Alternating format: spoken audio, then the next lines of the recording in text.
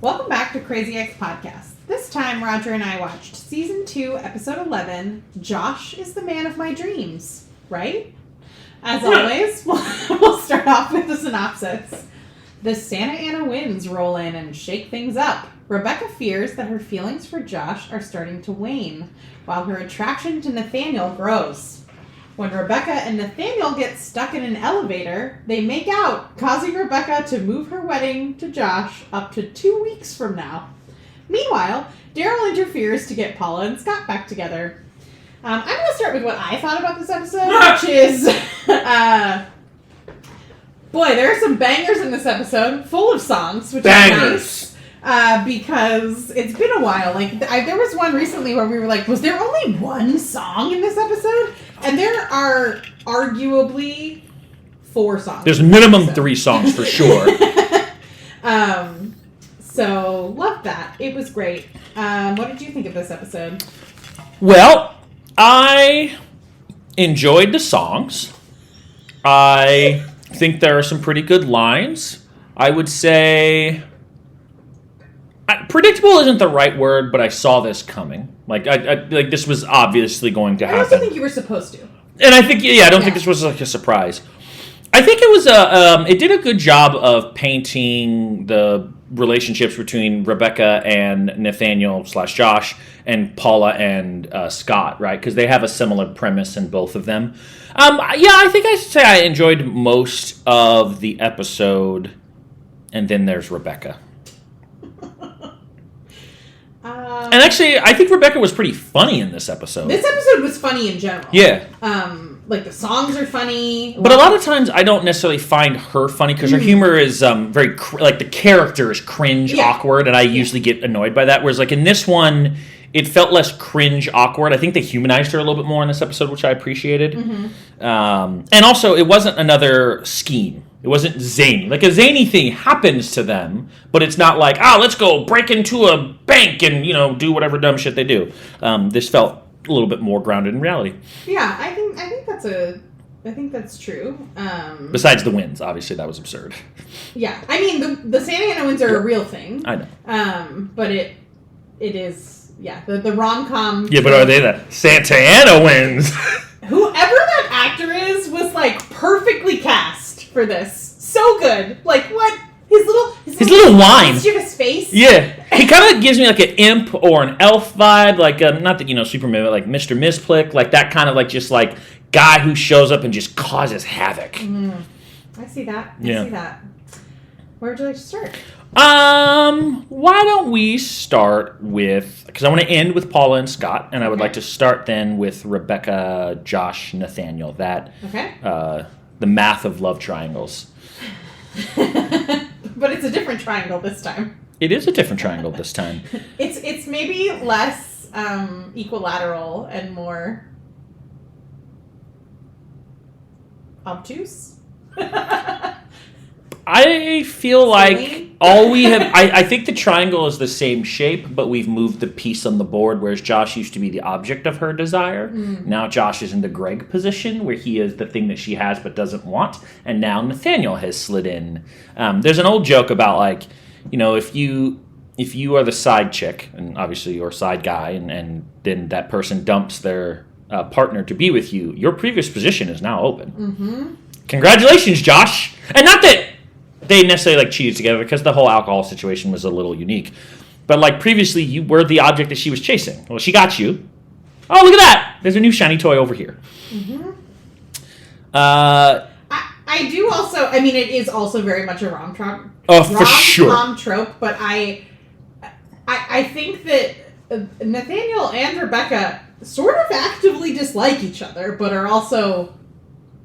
Clearly, when they actually start talking in the elevator, they realize they have a lot of things in common and are, like, compatible in a lot of ways and are super hot for each other. I don't want to say they pretended to like each other, but their animosity felt fake. You mean they pretended not to like each other? Yeah, I mean, I do think that Rebecca, you can see on her face, like, how she's, like, trying to convince herself that he's icky. She's trying to give herself the yuck. Like, Valencia really had animosity towards Rebecca. Yes. That was genuine, I dislike you. Valencia. Or Heather. That's not surprising here. Yeah. Valencia, I think, will get soon. No Heather was disappointing. No Greg was very disappointing. But obviously, we're not going to get Greg. I think the Rebecca stuff, when you're talking about, like, Nathaniel, you hit a nail on the head, right? Like, she's trying to convince herself that he's icky, and it's obviously not working. Mm-hmm. Like, not even close to working. I think I have no real issues with that other than the kiss, and we can talk about that later. I think the part that is more fucked up to me is that, like, you did all of this, right? All of the things that exist in season 1 and basically season 2, and I guess, prior to them breaking up, let's say that's like where the line is, to get this man in your life because he was going to fix all of your problems. You basically torpedoed his relationship. Now, yes, they already had issues, but, like, you certainly were the straw that broke the camel's back. Interjected yourself into the life, moved across the country, all those things. And then you get him, and you're like, I don't want him anymore. Well, as we saw in the episode with Dr. Copian last episode, she was right there. Like, Rebecca was right there to realizing that she needs to, like, work on herself to figure out what's going on with her. But in a lot of ways, marrying Josh is just easier. Like, I mean, it's not going to, like, work out long term, but, like, she doesn't... That pedestal is still there, and he jumped on it. And now she's ready to just push aside all that work that she was going to do on herself and just focus on Josh. But so I guess the pedestal argument made sense to me because it was how she genuinely viewed Josh. She looked at him as, he's not a human, he's Josh Chan, and, her love button got tickled every single time he touched her. Please don't ever say that again. But that isn't true anymore. Mm-hmm. So, in fact, this, like, I've always felt that to be a bit of an excuse and kind of like a justification for her behavior, but that's not what's happening here anymore. This isn't, Josh is no longer the object of her eye and the thing, she looks at him as now just a husband. Which it sucks that is a shitty statement, but, like, there is a part of me that wonders, was Nathaniel directly correct when he's like, you missed the chase. Like, you liked pursuing the thing that could fix you. You don't actually want the thing that could fix you. That's why Greg was always appealing to her when she didn't have him. The moment she had him, she never wanted him. The moment she got Josh, I'm curious, too, because at the end, she does get the goosebumps with Josh again, and then they have sex. Or, I assume that's what they were doing. That's definitely what they were doing. And I don't know if she was still amped for making out with Nathaniel, or if, like, the zaniness of, like, planning, like doing something nuts, like paying someone to take their wedding slot 2 weeks from now. I think she's amped. Gets her going. I think she's amped to get married. Also, I don't know if you noticed this, but there's a very common thing that happens when, like, it's usually husbands will do something like cheat on their wife. They kind of, like, love bomb the partner as, like, an apology, guilt relief. And that's essentially what she does. She's like, oh, it's your favorite wedding venue. We're going to do this 2 weeks. Oh, now I get the goosebumps. So it's like the guilt and the anxiety all of a sudden gets her going now because now she's doing something she shouldn't be doing again, right? Like, she didn't tell him the truth. So it's like she almost needs that level of it's wrong. Oh, all of a sudden the goosebumps came back. Well, and also I think, like, love bombing is, like, definitely an explanation. But I think Rebecca might think, well, I did that when we were engaged, but I would never do something like that when we were married. So if we get married faster, then this won't be a problem. I also think it's a reaction to, if I give myself 2 years to think about this, the doubts can creep in. Yeah. If I do it in 2 weeks, then it's over. It's already answered the question itself. Because it's very obvious Nathaniel sees right through that. Like, he's just like, yeah, to who? Oh, okay. Have fun. We also get quite a lot. A lot. There's a few things that we get, because obviously we already knew about his daddy issues, Nathaniel. Oh, yeah. But he also has some... He's afraid to be tied down. He's a commitment-ophobe. I didn't get fear. I got disinterest. Disinterest, but, like, aggressively loud disinterest, which feels not... Yeah, I mean, that definitely feels like, kind of like when you're peacocking a little bit too much, there's something there. But I can also... It's not just making fun of Rebecca, it's just in general being like... Or not just being like, I'm not interested in dating. He's like, married people are boring and stupid. Obviously, I'm not interested in that. Well, he does mention that, like, we've all been there. So it sounds like he's speaking on past experience that, like, I tried it. It sucked ass. Never doing that again, which is a little bit different than someone who's just a committophobe. But you're right. He is aggressively. But the funny thing is, when he's aggressive about it, he is describing Rebecca to a T. Oh, yeah. She is now bored. It's funny. It's almost like if you take this episode and think about all he is doing is describing what her life is going to look like, a.k.a. Audrey's. Mm-hmm. And he's right. That is not what she wants. She is absolutely going to be miserable. And she's going to marry someone who she thinks is dumb and who is a human flip-flop in her mind and is kind of freaking out about that now. I really like Nathaniel's, it's almost like a verbal tick where he just, like, starts rambling. Like, he does it when he's talking about, like, I enjoy chasing the clients, and then when you nail them down, like, it's not fun. And he, like, reveals, like, some, like, deep, dark secret about himself and just says it, like, super casually. It's like he, external monologues. Like, as opposed to the thoughts that should stay up here, he just kind of, and he's like, that's an inside thought. That's an inside thought. Well, and actually, I was saying that it was separate, but I'm actually now... I mean, when you think about it romantically, it's harder to tie, but when you think about it in the work context, it actually probably is very closely tied to his father, because when you're chasing and you win, that's how you get the approval, but just maintaining doesn't give you any approval. 100%. Well, because it's on to the next challenge. Yeah. I mean, and that's not even just, you see athletes talk about that all the time. Once you've won the big prize, now what are you chasing? Because maintaining is not nearly as fun. The euphoria is the first time. Well, and also... if you think about it from a Rebecca context, if you are looking for a thing to fix you, the chase gives the potential that this thing will solve all problems. Mm-hmm. Once you get the thing and all the problems haven't been solved, well, now there's no longer the promise that this will be the thing that is the golden ticket to happiness. So it makes sense that when she got him and went, oh, guess what? I'm still a crazy psycho. That sucks. Okay, we're moving on.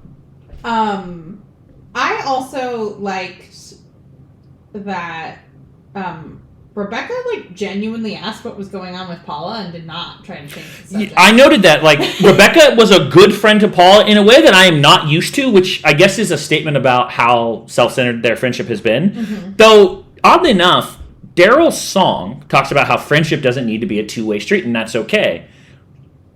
When you think about it from the context of Rebecca and Paula, now it almost is like, well, if Paula is okay with that, maybe that's not as bad as we make it out to be. Though it does feel like Paula hasn't been okay with that in the past. Obviously talking about, like, not feeling comfortable revealing things.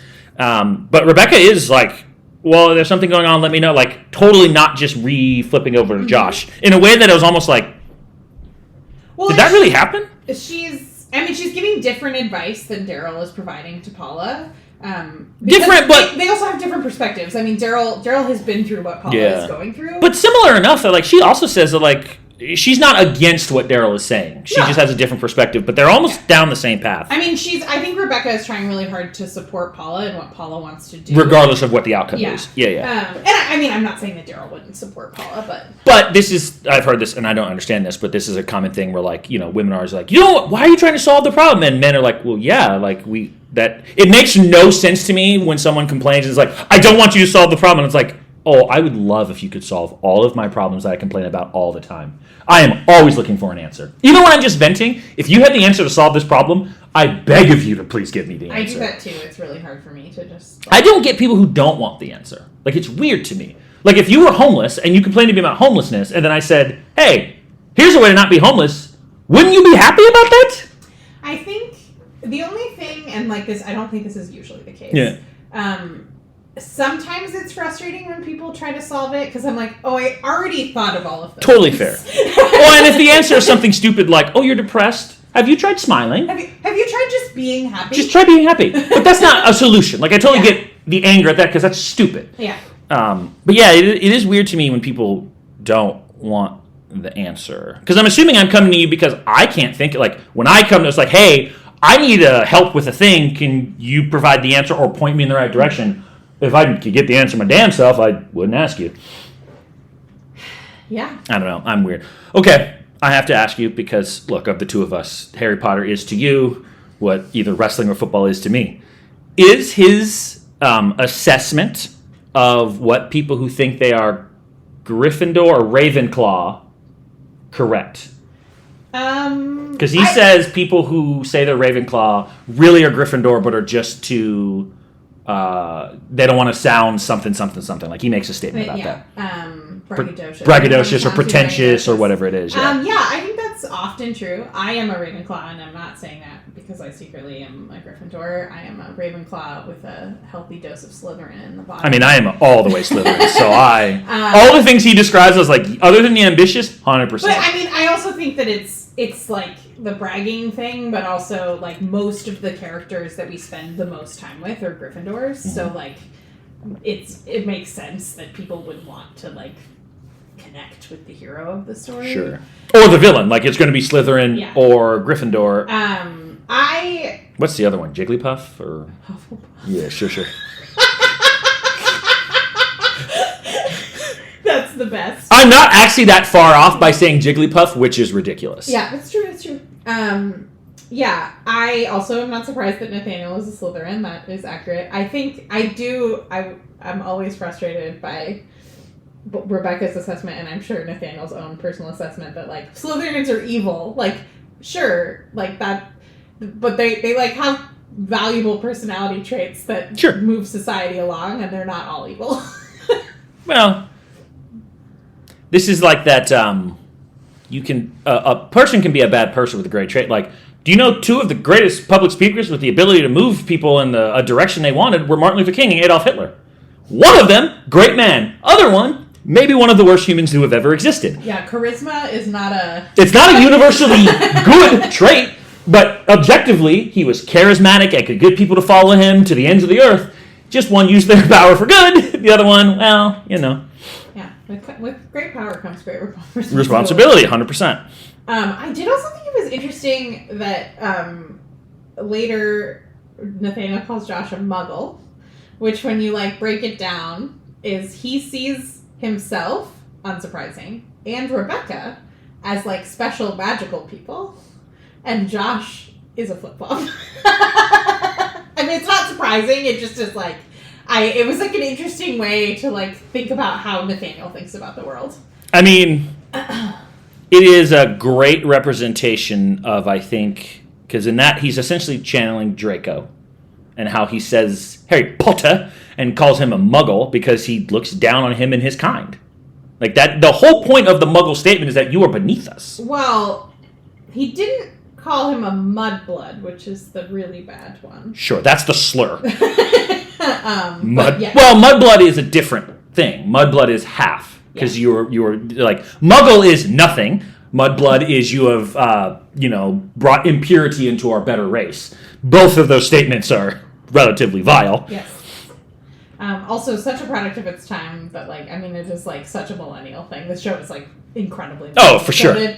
Which still weirds me out that they make fun of Maya for being a millennial, and I'm like, all of you are millennials. Yeah, but that's except for Darryl and Paula. I would say Darryl and Paula are Gen X. Yeah. It is a very millennial thing to use millennial as an insult to another millennial. Love it. It's weird, but you hear. I mean, there's such a divide between. And granted, I've said this many times, but like, there are the millennials of us who grew up pre-internet and those with post-internet, and we had different worlds. Like, our world were closer to Gen X, that post closer to Gen Z. So I do get the divide, but it is a. You can tell that this show is aimed at people our age. Yeah, for sure. For sure. Do you want to talk about George? Yeah, because we're still in the elevator scene. Okay, hey George, look, I love you're getting your moment, man. Way to stand up for yourself and like assert, like, I demand to be called by my name and totally fair. But I have a question. When you decided to leave your boss trapped in an elevator, did you honestly think that had no consequences that would come with it? Yeah, that was a choice. Especially because he's already fired you once. Well, and I feel like, okay, there's a lot of things about the elevator situation that are irritating. The emergency button still works when the power goes out. That's like how they work. Yeah, that's what they're for, actually. Yes. They thought that George could just open the... Well, he said that. I'll just let you out. Yeah, but you can't. Nope, he cannot. It doesn't work like that. Because if he could and he didn't, that's actually criminal. Yeah, so I feel like that he could have done something that still would have made an impression on Nathaniel. He could have called for help, though. He could have said, like, I could get you out, but I'm going to go and call for help and let you guys stew in there for like 30 minutes. That's more reasonable. I'm going to go get someone to help you, not just leave you in there potentially all weekend. George's... That was actually another interesting Nathaniel. But you can see, even though he does fire him, Nathaniel genuinely respects George. Well... After that incident. I definitely think there's some level of, like, I totally respect the fact that you were man enough to punch me in the jaw. I mean, you're fired because you can't punch me in the jaw. I'm your boss. But I respect you for having the balls to do it. Good luck in your future endeavors. Yep.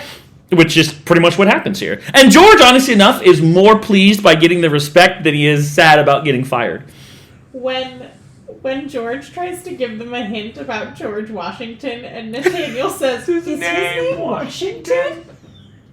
I guess it's a I don't think about you at all situation, but it's one thing not to remember his name, but to get so many recall opportunities, like when George makes the joke about I had a dream about all these famous Georges and people didn't get it. I was like, how could he say George 5 times and you have no memory of that being his name? As someone who has been on that end of a conversation where I have talked to this person for a month and could not tell you their name if they put a gun to my head, I get it.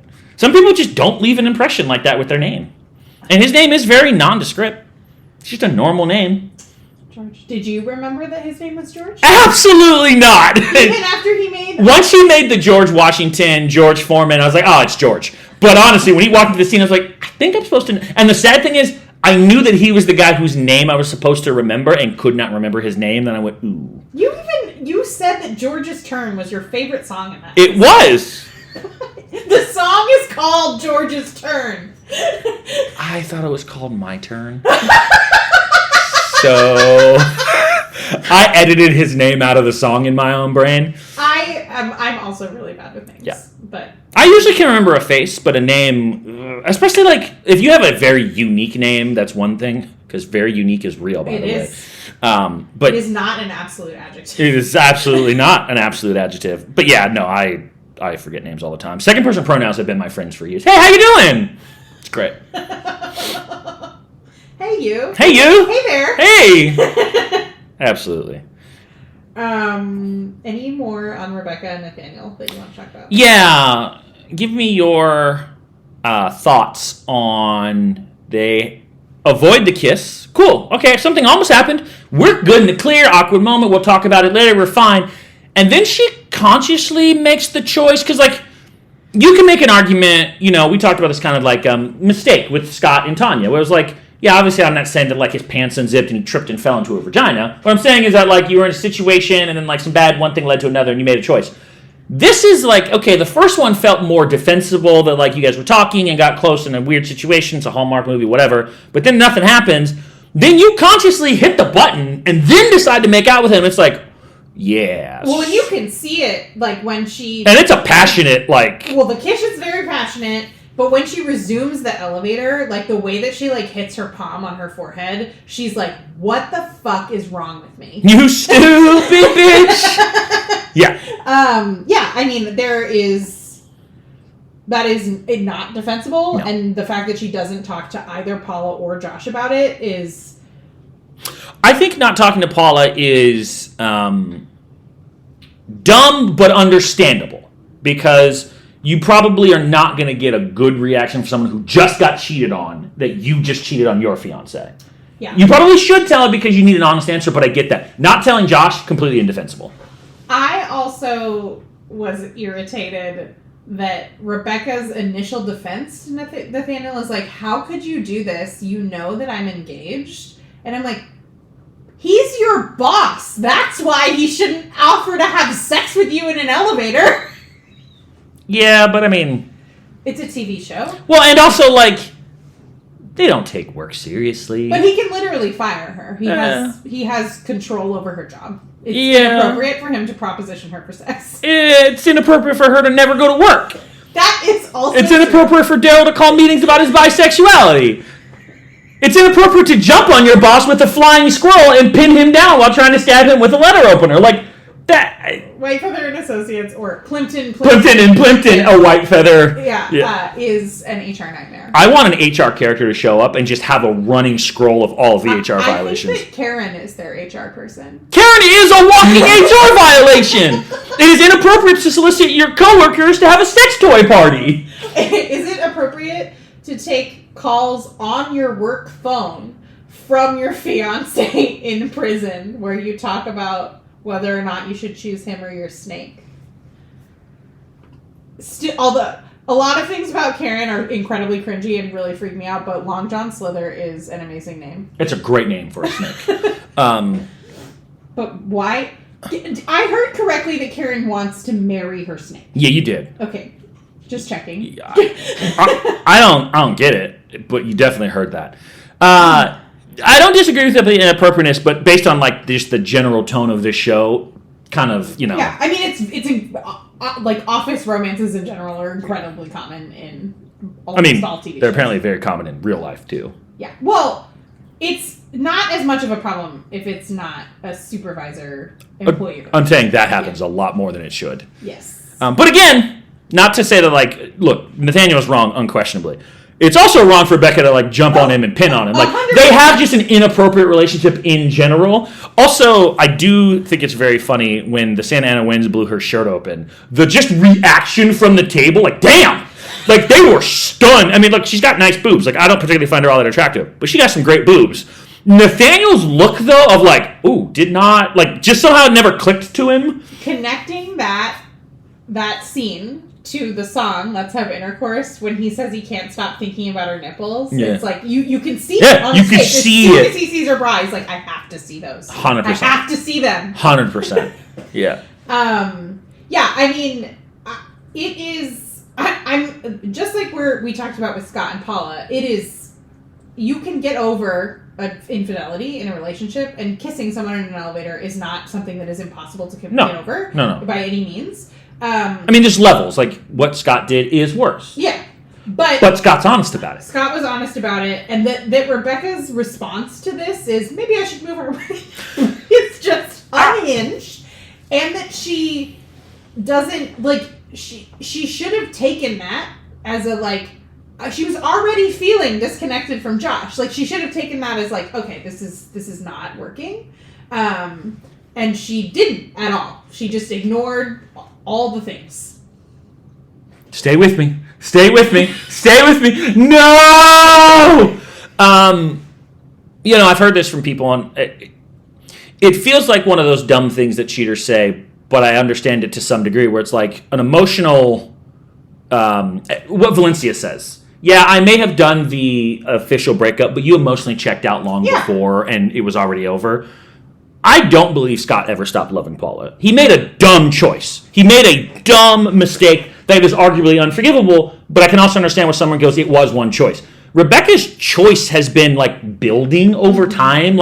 So there's a bigger problem. Like, even if you take the kiss out, it's the fact that you have feelings for someone else and don't have feelings for him. Because, look, it's normal to be attracted to other people. That's not even unreasonable. Yeah, and he's, like, objectively, he's an attractive man. Gorgeous. It's uncomfortable how attractive he is what they say. There's nothing wrong with even having a sex dream. It's when you act on it, and then when you act on it and lie about it, like, the lie almost always compounds the problem. Yeah, for sure. And I think the problem is that, like, we're skipping the important piece here is that, like, why is Josh no longer doing it for you? Like, even if Nathaniel does it for you, I don't really care. It's the fact that Josh is not doing it for you anymore after obsessing over him for a decade. And that didn't even occur to her to do something about that after, like, being right there with Dr. Akopian. Like, she was right there. And like, I understand that self-realization can be hard, but she was so close, and she was just like, he's just really hot, and I just have this weird thing, and it's the Santa Ana Winds. I guess we didn't really, it's also so like Rebecca to blame something like that, a personal failing on an external situation. I mean, I've said before, while everything Rebecca did was about Josh, almost nothing that she did was for Josh. Mm-hmm. And you kind of see that here. Yeah. Like, she wants to get married now. But it's not about making Josh happy. It's about, like, this will solve the problem of Nathaniel. Yes. And you're running into this, like, well, the most selfish person you know continues to be the most selfish person you know. And look, it's very on brand for her. I'm not surprised at all that she did this. It was slightly amusing to watch, but I did feel just sympathy for Josh. Like, he didn't do anything wrong. Because, like, think about Josh and Valencia. Both parties were wrong there. Valencia was very mean to him. She didn't respect him. Josh was refusing to commit and never really, like, admitted that he had some issues. So, like, you kind of looked and went, both of you are bad for each other. Yeah, I know you don't like Josh and he's a dumbass, but, like, you can't blame him for this. Like, this isn't his fault. No. This is Rebecca 100%. Yeah. I guess, like, Josh impulsively proposing to Rebecca is also, like, we haven't really gotten into it yet, but it makes me think that there's something similar, potentially, not the exact same thing because they're not the same people, but like, Rebecca moved their wedding up, but Josh proposed, like, after talking to Rebecca's mom for 5 minutes. I mean, Josh is, I mean, this is going to be hard for you to understand because you find the entire principle ridiculous to want to marry someone, but, like, if you think about, of proposing so quickly after you've been dating, which, I was like, I don't, like, hate the institution of marriage. No, but you do hate the institution of dumb people getting married. Sure. But if you got to think about, like, how pretty much from the beginning of Duh, like, Josh has been feeling she's the one. She's always been the one. So this actually kind of is a logical feels wrong whenever you're talking about Josh, but a natural, logical, like, conclusion. Like, I don't know that it was as impulsive as maybe as we look at. I think it was the next logical step for him in his brain. Like, you're the one. And maybe I fucked up with Valencia before, so I'm not going to make that mistake twice. Well, and Paula does actually make that argument. Someone is like, oh, so fast. And she's like, they've known each other since they were 16, which is not exactly the situation. Because you didn't spend time, like, all those years in between. Yeah. But yeah, it's been a thing longer than the time that they just dated. Like, it's more nuanced than that. It's more nuanced than that? I intentionally use that phrase.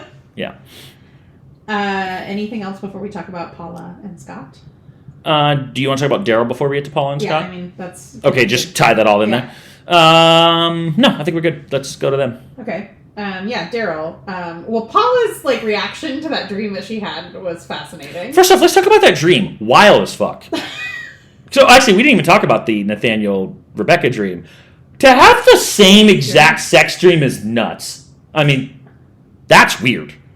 Yep. I mean, I guess it's possible that they didn't. I know the Santa Ana Winds guy says that they did, but they've both been lusting after each other. Like, maybe they just both had a sex dream. The same time about each other? And woke up at the same time. Like, even if it wasn't the exact same mood lighting, the fact that you both dreamed about sleeping with each other on the same night is nuts.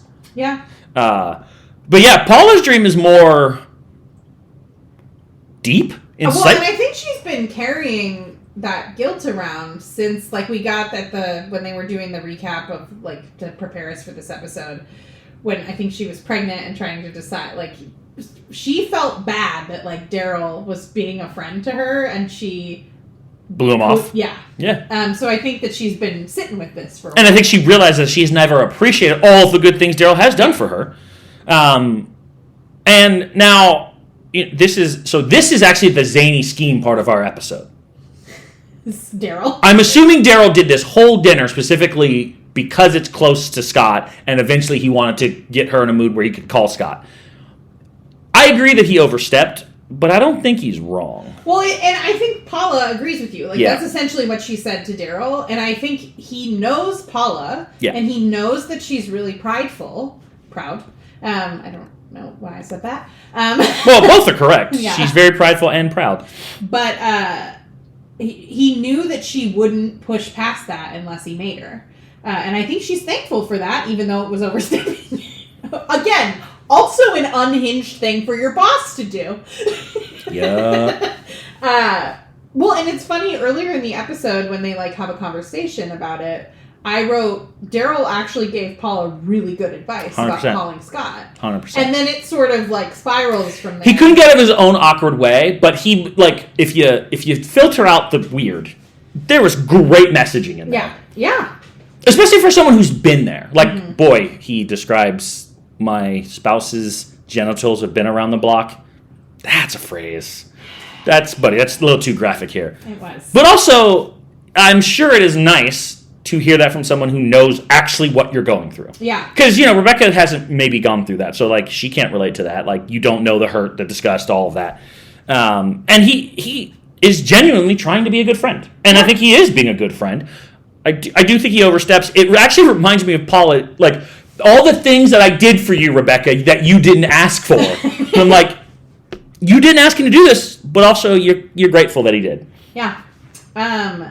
It also made me so sad when Paula was, like, trying to be genuine and offered to get an oil painting with Darryl, which was a really weird way to phrase that, Paula. And Darryl thought that he was being pranked because, like, Paula is not usually nice to him like that. And it was sad. It made my heart hurt a lot.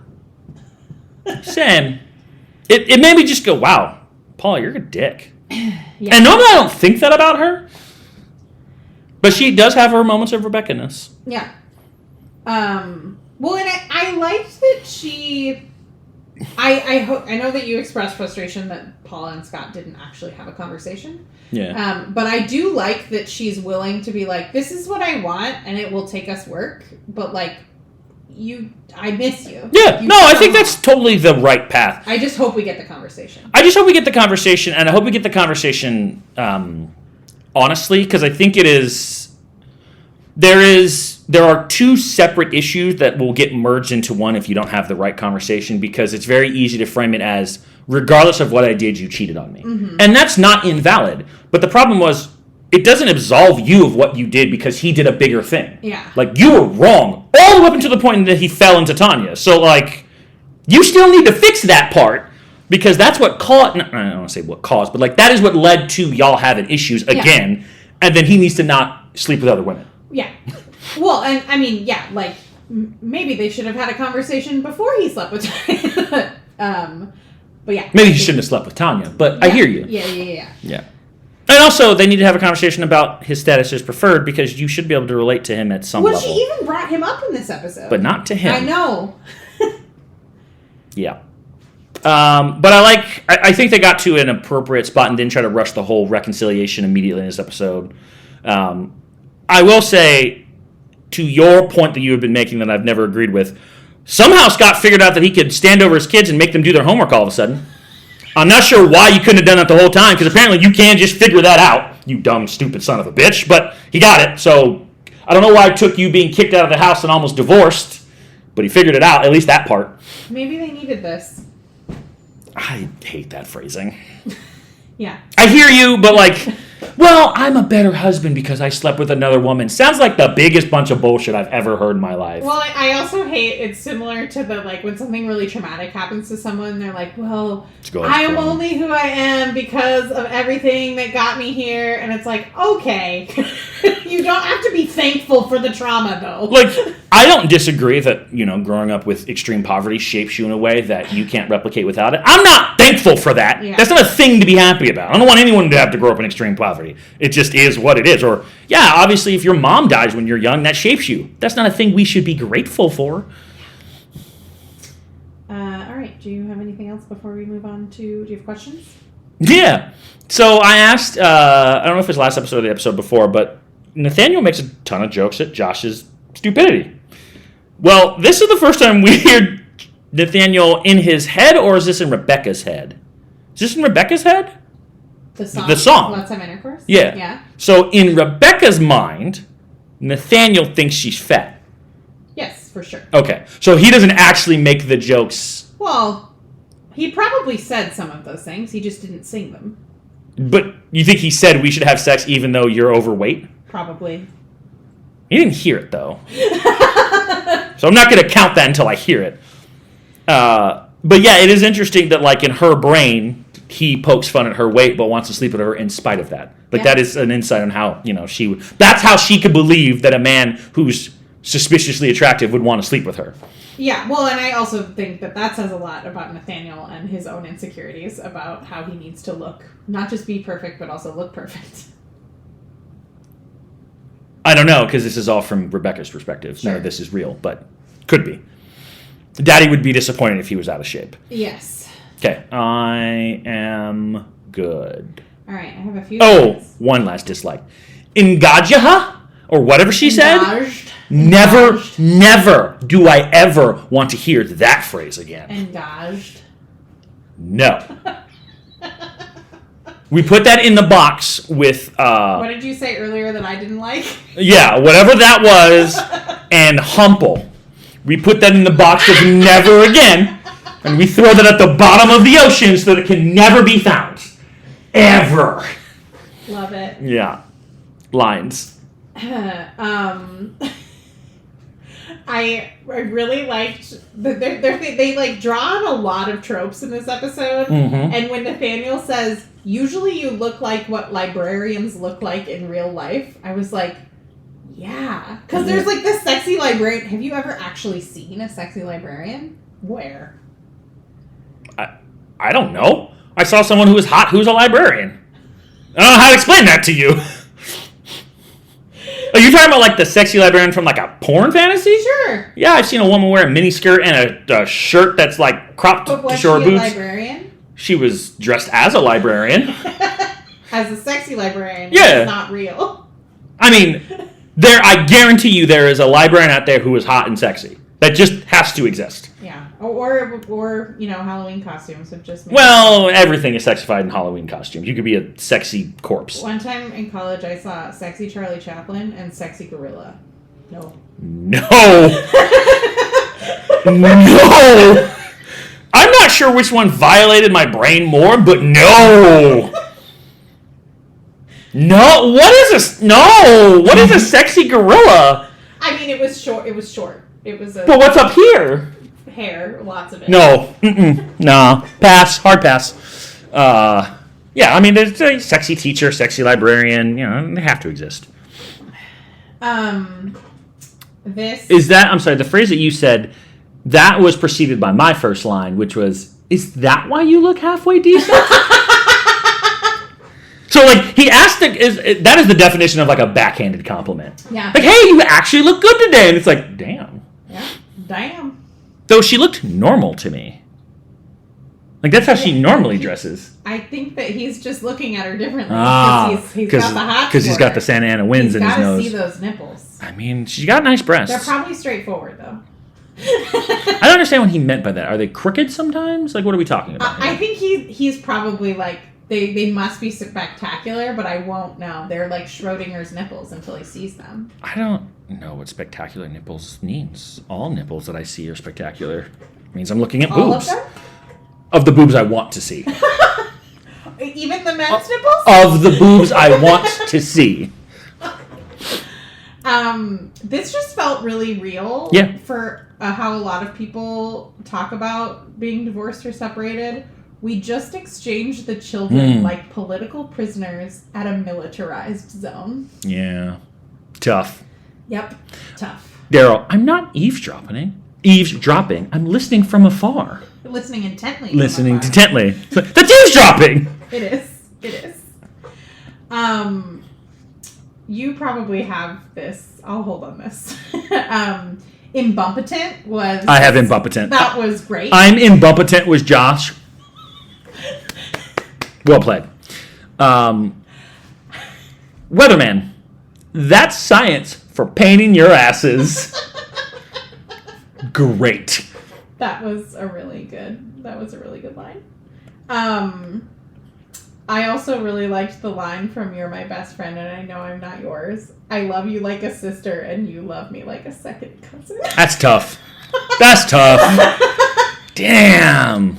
Remind me, so like, we're cousins-in-law, but still, like, so your cousin would be my second cousin? Is that how we're saying? Is that what second cousin means? Okay, cousin means that you share grandparents, and second cousin means that you share great-grandparents. Oh. So... Interesting. Okay. It's like your grandparents' siblings' kids are your second cousins. But, like, your cousin's children are your first cousins once removed. All right. The removal is same line going down and not over. So when they say twice removed, that just means we're going down. Okay, that makes sense. This isn't a line, but it is one of the more dirty jokes I've ever seen in this show. After Nathaniel walks away during the creamer discussion that is obviously very awkward, Rebecca slams the creamer down, and that thing just explodes with white cream all over the place, and you're just like, I I know exactly what that is simulating, and that is hysterical. Well, especially because right before that, Rebecca says that she likes to stir the coffee to saturate the wood. Saturate the wood is a wild phrase to say. And he looks at her like, oh. The things that they let them do on this TV show. Well played. Wait until the dancing sperm, Roger. Just wait. Okay. Do you have any more lines? I have no more lines. No. I do have 2 questions. Is Rebecca over Josh? Not that I'm asking is she over Josh, because she obviously is. Is she just over the idea of Josh and like what Josh could do, or is she over the idea of no longer chasing a boy? I think that Rebecca doesn't know. Yeah. Because she did not do that work with Dr. Akopian.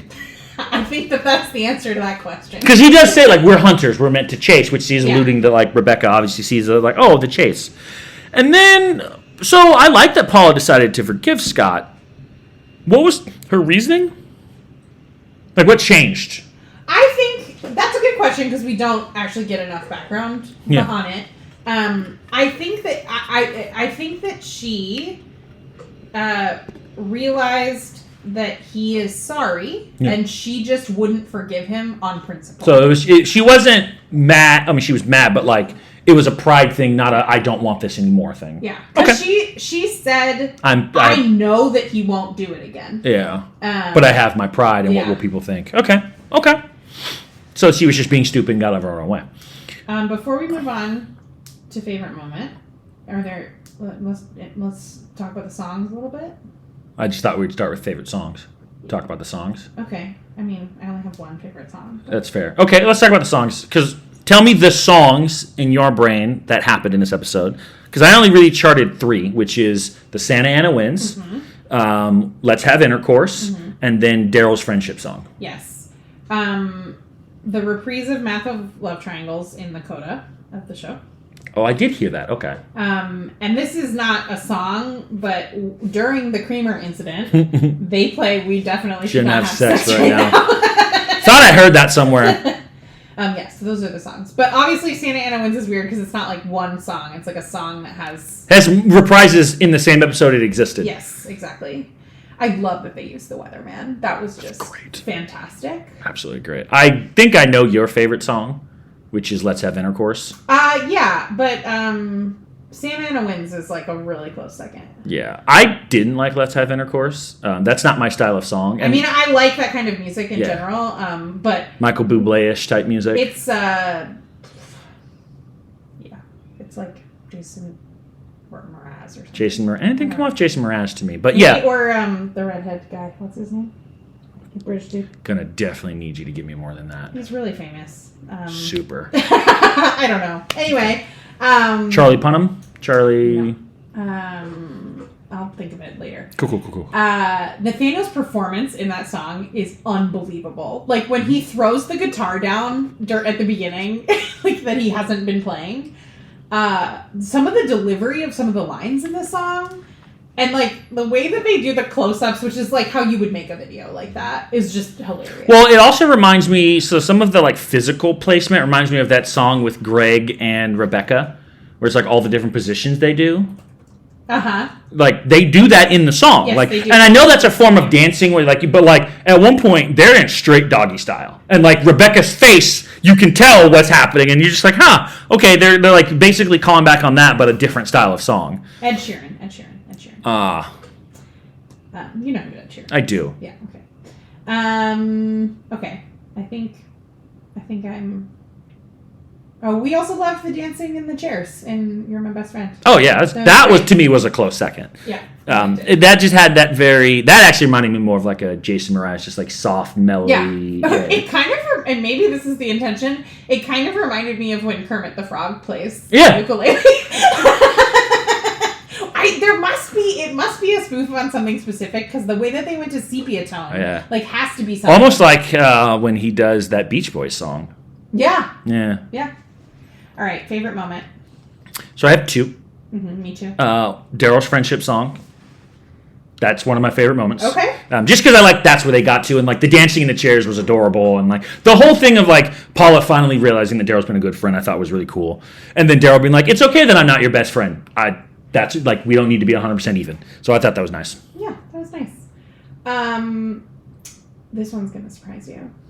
Josh maybe finding a purpose and it being like a little off note in this episode that we don't explore further, but he's coaching the basketball team at the church and he really likes it. And obviously he would be very good at that. Well, and also he's shown that in the past that he does enjoy helping the kids because when he liked going to camp. Yeah. Mm-hmm.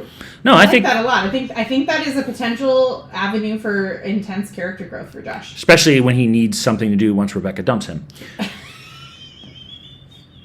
We all know it's coming. I'm not spoiling anything. I can't wait until you see what he does. Oh. Oy vey. And then the Weatherman. The Weatherman is really good.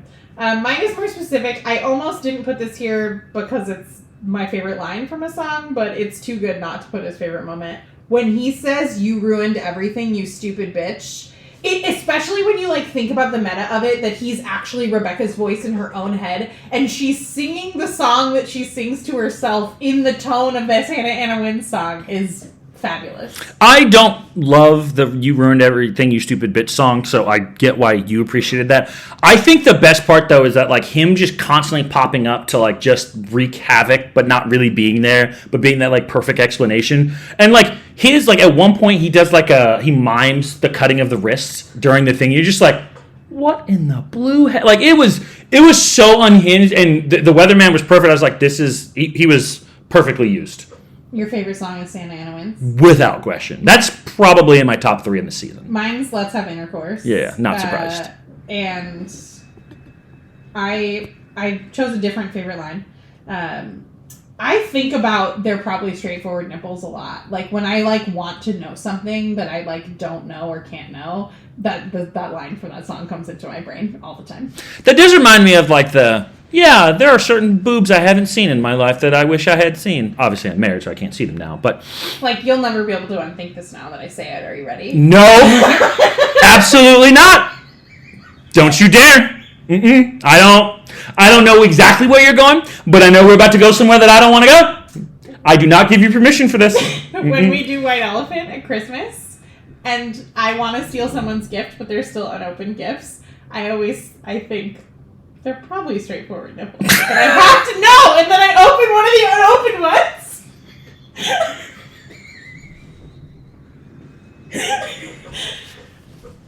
You're going to think about nipples every time you look at a gift now. Super. You're welcome. Super. So now when I'm playing White Elephant with you, I'm going to blurt out accidentally for an inside thought, "No, it's the straightforward nipples." And everyone's going to look at me like I'm a psycho, and you're going to laugh hysterically. It's going to be amazing. Great. Super glad for that one. I only really have one ridiculous moment. Not that there weren't multiple ridiculous moments, but one of them just felt more ridiculous than all of the other ones. I have 3. Go ahead. I get that. Yeah. Paula offering to sit for an oil painting with Darryl. I understand the sentiment of what she was going for. She could have just offered to hang out with Darryl, but instead she offered to sit for an oil painting. Let me ask you, if one of your close friends asked you to sit for an oil painting, would you say no? I would say why. But what if they said, "Because I want one"? No, I would say no. I don't believe you. I don't believe you at all. I'm not saying all of your friends. There are definitely some of your friends you would do it for. What if one of your friends asked you? Do I seem like the type of person who's willing to do that? Roger. I mean, actually, I would do that not because of my friends. I would do that because I want an oil painting myself. Yeah, that has nothing to... Yeah, you're right. I would do it, but it's not a friendship. This is a selfish thing. I want me looking like a fucking CEO just being like, "That's right. That's me. I want my presidential painting." 100%. My second one, Rebecca paying someone to take their wedding, to get their wedding slot on so many levels. Like, that is a ridiculous thing for Rebecca to do to solve this problem with Nathaniel. Also, I don't know how much money you would have to pay a person to get their wedding slot 2 weeks from now, because that person will be out so much money. I mean, you have to compensate them for all of that, plus rescheduling the venue, plus making it worth their while. And, like, they probably can't cancel things, like, I mean, unless I guess Rebecca can just take all of those things, okay, I guess that's a little more reasonable. Yeah, because, like, the cake and all the other things, like, you can just hire the same people because they already got that on their date. Honestly, if it were for a genuine reason, I wouldn't find that all that ridiculous. It's only because of the nature of why she's doing it is absurd. What's your last thing? You said this while we were watching it, but if you were an outsider watching Rebecca yell at the Santa Ana in the street, like it's hilarious. It's just sit back. We're watching mental illness. Especially if you think about that she might be saying the things that the Santa Ana winds are saying out loud as well. She might be singing "You Ruined Everything, You Stupid Bitch" in the tone of the Santa Ana winds out loud in real life. Look, I think if you've listened to our podcast long enough, you know who this is going to be targeting. She strings along Josh, lies to him, and moves up the wedding to cover up her guilt from kissing Nathaniel. Yep. Not out of character, but boy, that's ridiculous. It is really ridiculous. 3 losers, 3 winners. I have 1 loser and 3 winners. You missed some. Okay. I'm sure I did. Yeah. My loser is Rebecca. That's the obvious all loser. Bad choices all around. There were poor choices. This man got fired. I disagree. I mean, I know that he got what he wanted, but he lost in the end. I actually have George as a winner. No. George got fired. I would have put that, but he was so pleased about Nathaniel remembering his name. He didn't care that he got fired. He didn't care. Do you remember the discussion we had about altruism a few weeks ago? Where we talked about, like, cool, that's nice that you don't feel bad about killing the bodies. But it's still a bad thing you did. How you feel is not relevant to whether a thing is good or bad. It just is objectively good or bad. I also don't know if George is a lawyer, but if he's a lawyer, he won't have a hard time. I don't know. That's a good question. He might just work there, like be a paralegal or something. I don't think it'll be hard for George to get another job. Let's hope not. Also, George is not gone. George will be back. Of course, George will be back. And then, how do you not have Josh? He doesn't know yet. But I guess that's fair. Yeah, okay. Scotty doesn't know. Doesn't mean that Fiona isn't sleeping around on him. I also almost put Josh as a winner because I felt so good about Josh finding a purpose for himself. Is it because the bar for Josh is so low that any potential growth is like just a massive win? Yeah, that might be it. Yeah. But, I mean, to think that I almost gave Josh a win is shocking. Something that happened in one sentence is intense. But I just added him as a loser. You're right. I did not put Nathaniel as a loser. I had him, and then I took him away, and I thought about a winner, and then I was like, I think he's neutral here. There's some good and there's some bad. Because a boss should not be propositioning their employee for sex, but I think that you're right that in a TV universe, that is not a consideration. Especially in this TV universe. No one brought it up. No. And also, Rebecca didn't actually feel like, it's not like she's being pressured into, like, oh my God, this is workplace harassment. Like, you also want to bang him. Like, it's just different. Winners? Well, I have George, and then I have Paula and Darryl. Interesting. I have Darryl and Paula as well. I thought you said you only had one. I have 3 winners, 3 losers. Oh, okay. I think that Paula getting over her pride is a big deal. Agreed. And I think that Paula genuinely realizing that Darryl is a good friend is a big deal. Yep. And I think that's a huge deal to Darryl. 100%. He got what he wanted, and it was actually worthwhile. Yeah. So I think that's good all around for them. Yeah. This guy got the girl. Scott's a good choice. I just feel like, hey, you know what? You, finally figured it out. Also impressive for Scott. It's true. Decided that maybe watching your sons do their homework and confirming it is better than just taking their word for it. It's true. And also, I hate the term wore her down because it kind of sells pressure, but, she gave him another chance, and he's going to put in the work, and they're going to hopefully take the right steps, and yada, yada, yada. Yeah, I don't know that I would use that phrase, at least not in the pejorative sense that people... He doesn't actually bother her that many times. I know, but, because it has been poisoned so many times with people, just keep asking her out, and you'll wear her down, Yeah, no, that's gross. Yeah, he actually does give her space, as he says, but, Well, he doesn't... She invites him over. He was about to leave. Yeah. Yeah, no, absolutely. He's fighting for her by trying to be a better person, not by repeatedly asking her to take it. Yeah, which I think we would agree is the appropriate method. All right, Scott. Scott's a winner. All right, so next time we will watch the penultimate episode of the season. Is Josh free in 2 weeks? This one also has one of my favorite songs that I don't think that you're going to like, but it's very funny. Fair. I think that you will think it's funny. I can already tell you right now what one of my favorite moments from not the next episode, but the episode after next will be. It will be the last time I have to hear that fucking god-awful theme song.